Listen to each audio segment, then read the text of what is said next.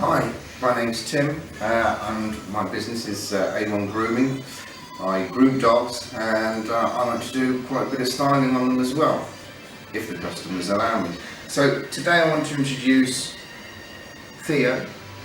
He's a wonderful Westie and a Yorkie crossbreed who's obviously taken up his Westie features more than his Yorkie look, but we can see this wonderful golden coat on him. He's a bit shy, which is very much the lovely Yorkie look, and he's got this beautiful golden coat, so we're trying to maintain this. So what's important in my view in terms of how I work, we get the dog patient. Now Theo's been with me many times, as you can see he just wants to sleep on the table, which is fine. I do typically, when it's a new customer, new dog, and they show a little bit of apprehension, just give them time. So Theo's been here about 20 minutes now, and he's just been left to roam around, which is important, so he gets comfortable. And then he just comes up to my leg and says, "Oi, what are we doing now?" And that's the time when we sort of introduce the table. This table goes up and down, so we can vary the height. It's a great way to introduce it to dogs first time. Put a treat on it, let them run on, run off, all that sort of thing, so they don't feel that this table restricts them, and that way you can get a better feeling of trust with the dog.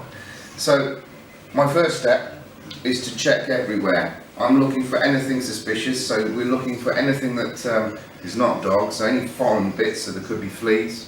This is a good chance to have a look. Use yourself a nice sterilised clean comb and just gently pick away and see what we can find. There's no need to hack away, just be gentle. It's a good bonding exercise between you and the dog now, so just always sort of keep an eye on the dog's attitude. If he looks a bit anxious, just back off, give him a bit of space. So we're just gently unpicking. The other thing as well is I want to start to go through and find any knots and unpick them, because if you're going to scissor or cut and you want to see how the coat is actually performing in its natural state, you need to get rid of those knots. So I'm just gently lifting each section away. I'm also going to be looking for any sort of bumps, lumps, warts, skin tags, anything that looks abnormal.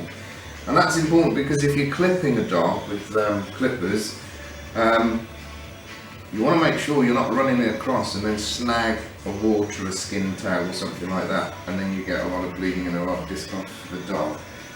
So it just gives you an idea that you're checking through to make sure that you're going to be safe and you can be confident about how you're going to approach when you're coming to cut the coat. So I'm just checking them all over. Now I do know that the last time he came in there was a bit of a flea thing, so it's always good to do your pre-checks. Make sure you're going through those sections. He's got a lovely short coat, and his owner gives him a nice active life, so she wants a short cut as well, because he just gets into everything. Puddles, mud, typical type of dog, typical Westie behaviour, into anything that's mucky. Ain't you kidding? So just very gently from head to toe, I'm just looking through to see if there's anything there. Now if you're being responsible, you'll have a client card and you'll fill in anything that you find out, have a look at it before the customer comes in with the dog, so you can get yourself up to speed with familiarising yourself with any problems with the dog that you may have seen before. So I'm just gently unpicking everything. Collar area is an important one, a lot of toing and froing and rubbing with the collar, so I like to unpick that as well. And that's what you do for the pre-stage. The pre-stage also can be used if you've got a slightly more rambunctious fellow on the table to just gently introduce things, see how he reacts to touching paws, for instance. You might need to desensitise that a little bit, a bit of reward, treat, let the paw go, that sort of thing. So you're just allowing the dog to get used to your touch, your handling of him, which will be very different to what the owner feels like. Remember, he's in a different location, it's a different environment, so just be wary of making sure you're not being a bit too insensitive to the poor dogs, because it is a bit of a challenge for them as well as you.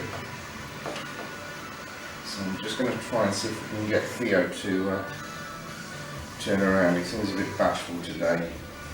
Probably camera shot. So important areas as well, just to try and see if we can get Theo to face the camera. This is under the armpits and the chest area, so you just, Now I'm comfortable with Theo, and Theo's comfortable with me, so I can get quite close without having to really be conscious about him wanting to suddenly go and nip my face. Not that it will do, but it will be a reactive kind of snag, so just be careful. If you've got any concerns, always stay sort of behind the head, so it's very difficult for them to twist and turn and latch on. But I have seen some people that have had some terrible injuries just because their head's been sort of pretty much close to the face, and then they've snagged and pulled on something and the dog's done their reactive ouch. I don't like that, so just be careful. Make sure you've always got that sort of safety element and safety consciousness about it. So we're just releasing under the chest. There's nothing much here for Theo. There's virtually got no hair underneath there that needs combing out. Armpits are nice and clean. I'm just going over the pads. And the same with the rear legs. But be careful, it's the hygiene area, the personal bits may be a bit sensitive, so I just tend to assess that and see if there's any straggly bits, then we'll get rid of those as part of the hygiene clip. And then of course don't forget the tail. Tails tend to get quite bitty, so just work away, gently working through and getting through. So there we have, pretty much, I've assessed him, I've looked at him, I've seen the quality of his coat from a styling point of view and the way that you may need to adjust the coat, which is sort of a groomer's thing. I'm just checking the anatomy. I'll look at him now when he stands up just to see how he looks when he's standing up, and the important things that I'm looking for when he stands up for me is just to see where the joint lines are. Sometimes you get a higher rear end or a higher front end, so you might need to adjust the cut accordingly just to taper in those sides. So I'm just assessing everything, making sure he looks okay. I'm just going to try and release a little bit into his face now, just to see if we can get some of this out.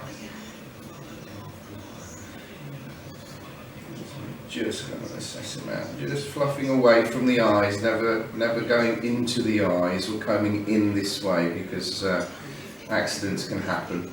The safe way is away from the eye, so if you should move or jolt or move anything, we know that the teeth in particular are away from his eyes and can't go into his eyes.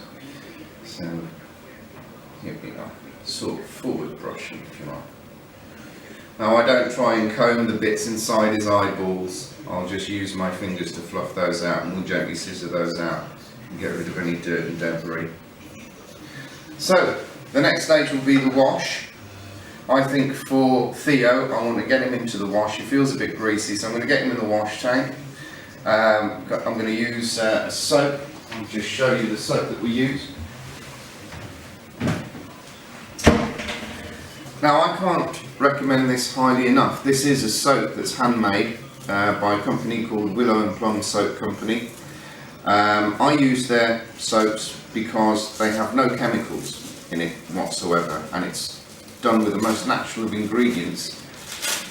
And this is one of my top secrets, and I hate to share this with other groomers, but it really is that good a product. It reduces drying time considerably, because all it is shea butter, olive oil, coconut oil, and it's cold cured with the ingredients. This one's lime, basil and mandarin, so it smells nice, it's waxy, and it's strong enough to get rid of all the dirt and the wax, the nasty stuff.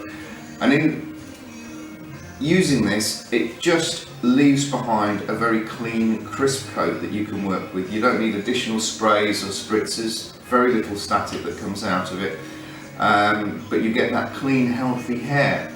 And drying times, because of the waxiness that sort of conditions the coat, if you like, means that my drying times for Theo will be about 20 minutes as opposed to possibly an hour if I was to use a conventional shampoo. But most importantly, I am completely secure and confident to know that I don't need to dilute this soap, I don't need to worry about it doing any sort of damage to the skin or to the hair. I don't need to worry about thoroughly rinsing out, although it is essential to wash it, but I know that if there's any areas that a little bit of soap is left behind, it doesn't matter, it won't hurt the dog at all. And in fact, to finish the look, I cut this bar in half and I use the dry bar on a dry coat just to wax off, just to give it that showroom gloss and just to settle everything and find any loose hairs we'll just brush off with it. And it's a great way of conditioning and managing the coat.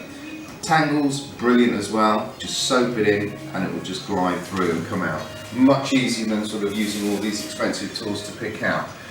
So everyday use, fantastic. Can't recommend it highly enough. So if you're a groomer out there, give it a try. It's not expensive. I've saved a fortune by getting rid of all the other products that you need and also my drying times and also my washing times just by going to a soap. You'll be amazed by the results. Right, so wash time for Theo with his new soap, get him cleaned off, then we'll dry him off and then we'll go back to where I'll come back to you and we'll start the scissoring process. See you in a moment.